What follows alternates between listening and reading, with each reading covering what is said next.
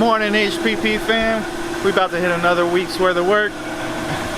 And this morning, John has brought the nitrous line in so we can get it, the bad one, replaced on the Buick. We've already got the old one off. John is currently putting the new one on. So LJ's car is on the lift. We're pulling the motor on this thing. I don't know if I talked about it last week or not, but we are doing a build 426 in this car. We have all the parts in. We are about to pull the ECU out this morning, get that shipped off, and get started on pulling the motor on this thing. Sorry for the noise. Got the air compressor inside right now because the one on the outside took a poop. But let's get after it.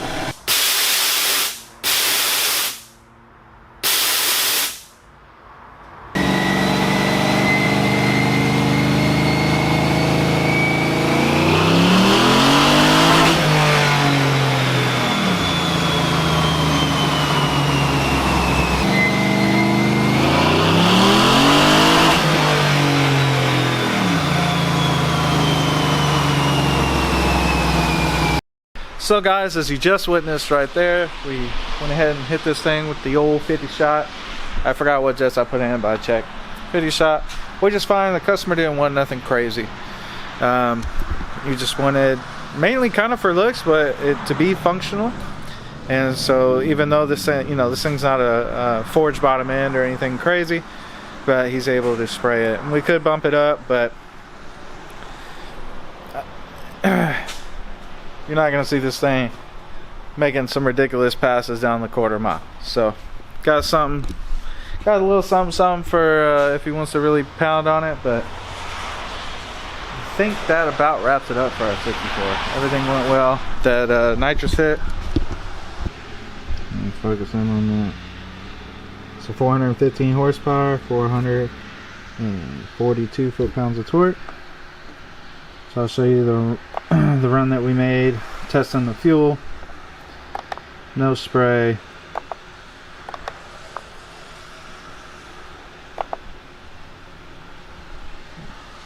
So there's the numbers, off spray and on.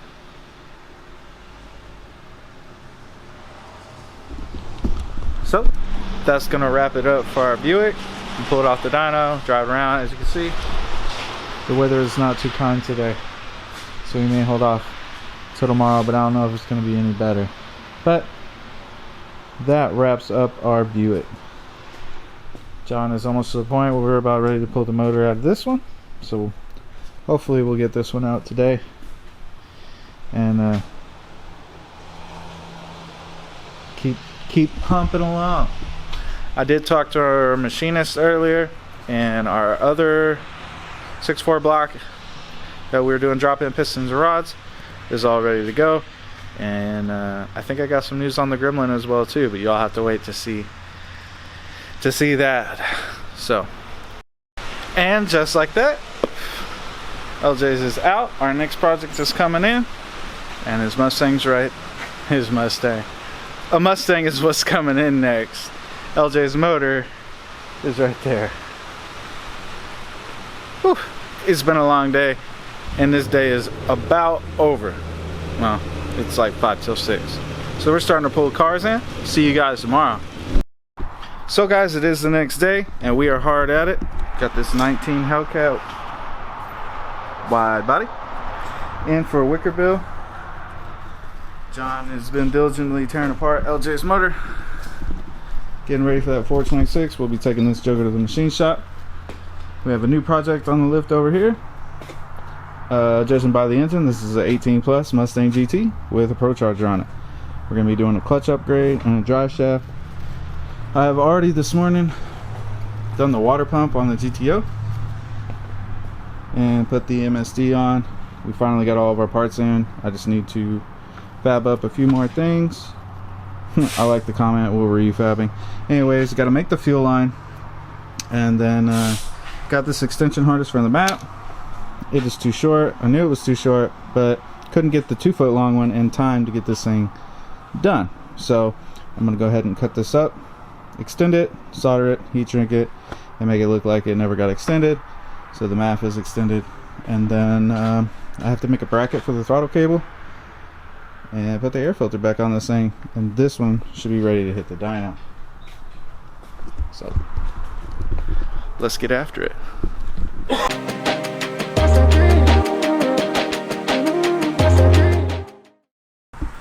And that's gonna do it, guys. Wicker bill is installed. We can go check this guy out at Steph is Cold. Get this one on back to the customer and keep on rolling. Moving right along with our day. Pulled in another one. It's a big old work truck. 2007 Chevy Silverado. Customer states. Put in the comment section down below who that is. Anyways, manifold, exhaust manifold. I don't think this one's any good anymore. Had an exhaust leak, just a little one. But got that all tore out, waiting on the new one. In the meantime, John has ganked out the tranny out of the Mustang and is installing the new slave cylinder. And we'll be installing a McLeod clutch. Ooh, what's this in a wrapper, baby? Hold on, I'll give you a peep. I'll give y'all a peep. Ooh, what that? What that? Just a peep. Y'all find out about this later. So, our F8 Green 2021 Scat Pack is on the dyno this morning. The one that John put the cam in last week. We got our ECU back. Got her strapped down.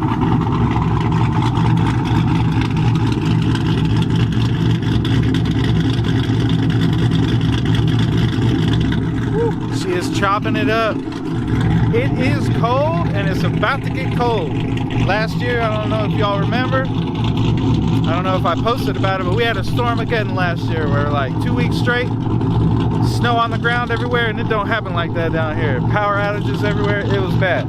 Got another winter storm coming in. I don't think we're gonna close early today because it's not gonna get too cold yet, but tonight, so we may lose a day of work tomorrow and possibly Friday, but I'm gonna try to get some more cars out to include this one before that happens. So let's get to tuning on this monster.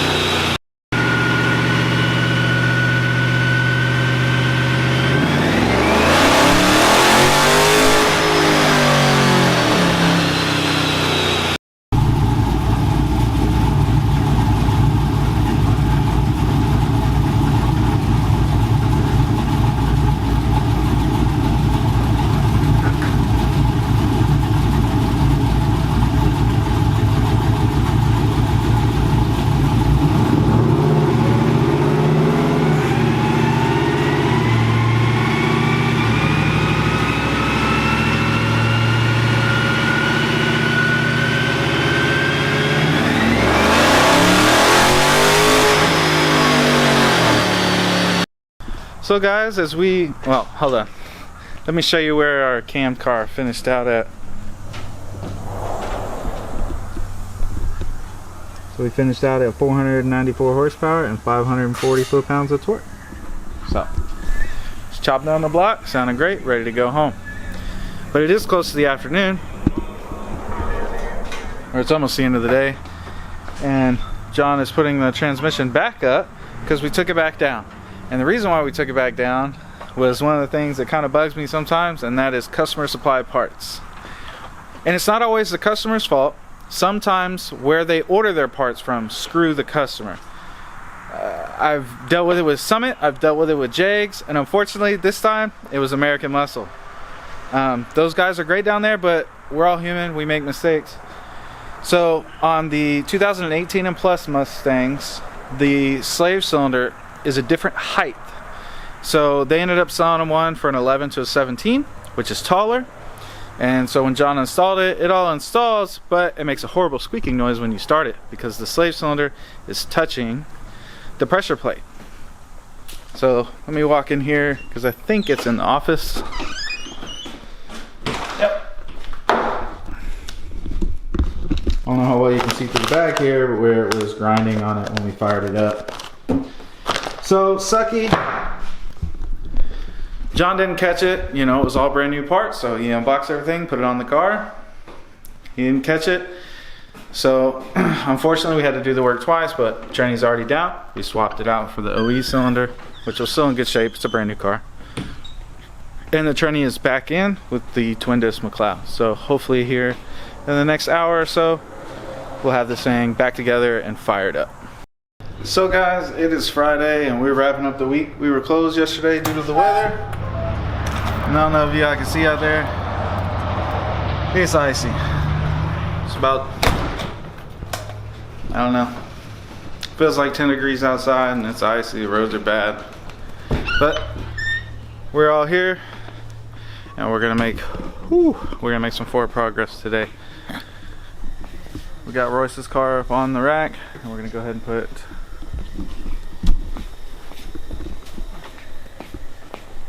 these beautiful tubular lower control arms on the car. I'll post a link to the video where I was discussing why we're doing this right here. But the lower control arm bushings are actually bad, and when the car is launching, the wheel's moving outward. So we're going to address that. While we're working on that, bum, bum, bum, bum, bum, bum, bum. Look at that thing of beauty. This is the built motor that is going into the Gremlin. Pretty much the same combination as before. Set of Wise Code pistons, but we did a different set of rods with 625 bolts. So super strong bolts, and then we went ahead and firing the block this time. So try to hold all that boost in and hopefully see this thing go 8s. So I'm going to go ahead and pop a 5-layer head gasket on this thing and slap a head on it. Let's get after it.